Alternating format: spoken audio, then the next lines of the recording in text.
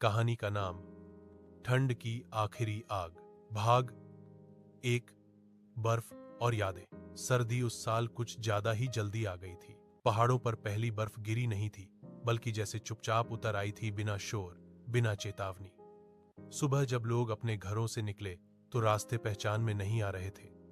पेड़ों की डालियां झुकी हुई थीं, जैसे किसी पुराने दुख का बोझ उठा रही हों।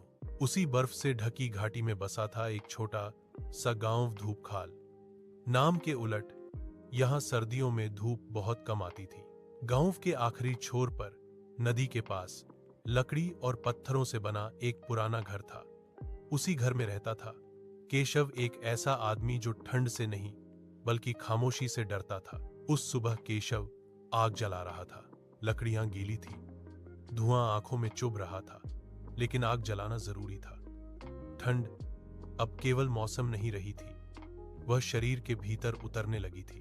केशव ने अपनी ऊनी टोपी ठीक की और आग में फूंक मारी। चिंगारी भड़की और उसी पल उसे लगा जैसे कोई पुरानी याद जाग गई हो। आग और अतीत। ठंड हमेशा उसे कुछ याद दिलाती थी। 10 साल पहले की वही सर्द रात, जब पूरा गांव बर्फ में दबा था, जब रास्ते बंद थे, जब मदद आने की कोई उम्मीद नहीं थी, और जब मीरा ने उसके हाथ आखिरी बार पकड़े थे।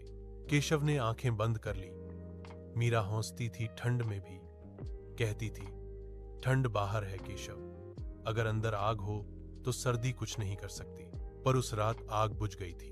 गांव की सर्द सुबह, बाहर कदमों की आवाज आई, दरवाजा खुला और पोस्टमैन हरिया अंदर घुसा, कांपता हुआ।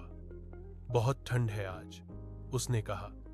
लगता है इस बार सर्दी लंबी पड़ेगी। केशव ने उसे आग के पास बैठने का इशारा किया।